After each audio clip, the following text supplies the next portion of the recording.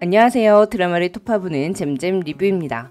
백재민과 또경영을 제외하고는 무서운 언니들의 다 부숴버리는 싸움이었던 넷플릭스 오리지널 킹메이커.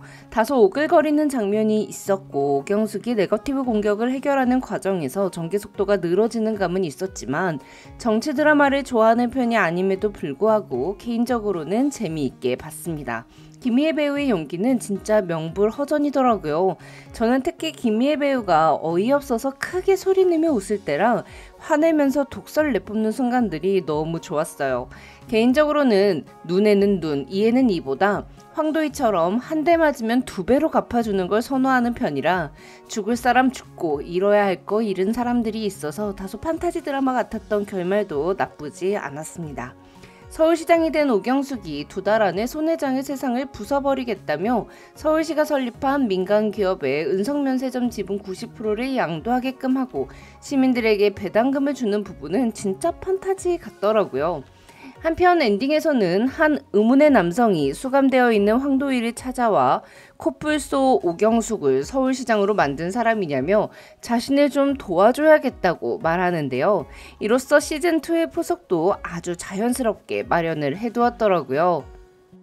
시즌2가 만약 제작된다면 황도희가 출소한 후 오경숙을 서울시장에 이어 대통령을 만드는 그림을 생각했었는데 전혀 다른 인물의 등장도 색다를 것 같습니다. 마지막 회에 등장한 인물은 꽤 엄중한 경호를 받고 있었으나 그의 얼굴을 황도희가 모르는 걸 보아 대중적으로 많이 알려진 사람은 아닌 것 같더라고요. 시즌2에서 만약 김희애 배우와 정진영 배우가 합을 맞춘다면 그것 또한 기대가 되는 그림입니다. 이번 영상에서는 퀸메이커의 등장 캐릭터별 엔딩을 분석해보려고 해요. 먼저 백재민부터 시작할게요.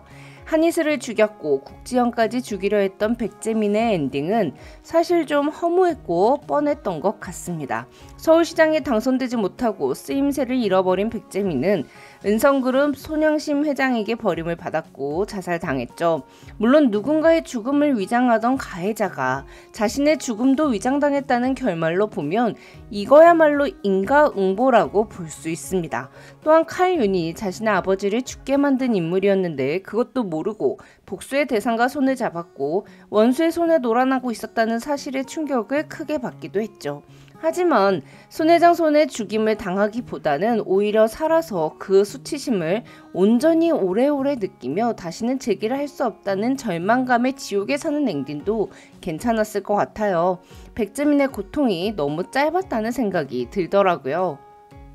사실 제일 허무한 건 칼윤의 결말이었어요. 뭐 그냥 아무것도 없었잖아요. 그냥 스포츠카 타고 퇴장하는 건 지은 죄에 비해 너무 깔끔한 엔딩 아닌가 싶더라고요. 칼윤이야말로 오경숙의 미성년자 아들을 정치판의 체스말로 이용한 더러운 판을 짠 장본인인데 말이죠. 개인적으로 제일 좋아했던 캐릭터 중 하나는 황도희의 전남편 마중석이었습니다. 서민의 종의 녹취록을 공개하는 순간은 진짜 짜릿하더라고요. 그리고 마지막 순간 서울시장이 된 오경숙 옆에 감옥에 있는 황도희 대신 마중석과 이차선 선배가 함께 있는 모습이 굉장히 든든하게 느껴졌어요. 서민의 종 서민정 캐릭터도 빌런이긴 했지만 없으면 안 되는 캐릭터였다고 봅니다. 정치판에서 목숨은 중요하지 않다는 등 날 것의 대사들을 여과 없이 던져내는 게 정말 앞과 뒤가 다른 정치인의 모습을 잘 표현한 것 같아요. 그리고 서민정이라서 서민의 종이라고 표현한 작가님의 센스도 최고고요. 그럼 이제 황도희의 엔딩을 좀 살펴볼게요. 황도희는 존재감 1도 없는 먹을 출신이었지만 몸 안 사리고 충성심을 어필하여 오너 일가를 모시는 사람이 되었습니다.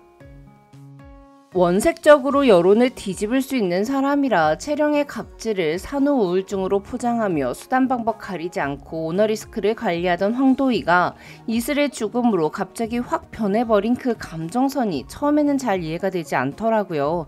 백재민이 정신적으로 마음을 준 거 말고는 아무 일도 없었다고 했지만 그 말을 진짜로 믿었다는 게 좀 황도희 캐릭터와 안 어울리는 느낌이었어요. 그렇게 순진한 캐릭터 아니잖아요. 오히려 다 알면서도 오너리스크를 관리하기 위해 이슬의 학창시절 아르바이트 스토리를 이용했다는 게 더 맞는 것 같았는데 말이죠. 황도희가 은성그룹을 나오게 된 건 키릴 안에 숨겨놓은 멍든 발톱처럼 숨어있던 양심과 이슬을 죽음으로 몰고 간 것이 자신이라는 죄책감 때문이었습니다. 특히 이슬이 보낸 메일에서 자신의 진실을 알고 있는 유일한 사람은 황도희 실장님 당신뿐이라는 걸 기억해달라는 내용이 황도희를 견딜 수 없게 만들었겠죠. 내가 입을 다문다면 그 누구도 모르게 묻힐 수 있는 진실이지만 묻어서는 안 될 진실이라는 걸, 또한 손영심의 지시를 받들어 백재민을 서울시장으로 만들어 놓는다면 더 많은 진실들이 묻히게 될 거라는 걸 깨닫게 된 순간 황도희는 손영심 회장의 업무 명령을 거부합니다. 사냥터에서 죽은 새를 몰고 오는 개의 입가에 묻은 피가 은성그룹에게 먹잇감들을 갖다 바치는 자신의 모습 같아 보였겠죠. 자신이 파묻은 인간들의 피와 뼈로 일군 손영심 회장의 세상을 가루가 되도록 깨 부수겠다. 병든 육신에 갇힌 내 아버지처럼 산채로 무덤에 갇히는 고통을 꼭 맛보게 해주겠다던 황도희는 오경숙에게 칼을 쥐어주고 손영심 회장의 은성 면세점을 시민들에게 갖다 바치고 경영권을 빼앗고 비자금까지 탈탈 털어서 감옥으로 보내버렸습니다.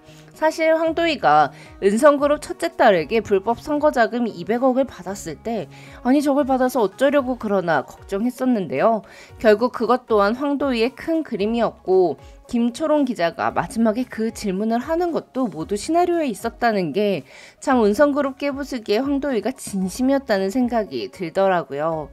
백재민 서울시장 되는 거 막기, 은성그룹 깨부수기를 자신이 감옥에 들어가는 걸로써 완성을 한 건 아마 은성그룹에서 보낸 10년의 황병기 시절에 대한 죗값을 스스로에게 묻는 듯한 느낌이었어요.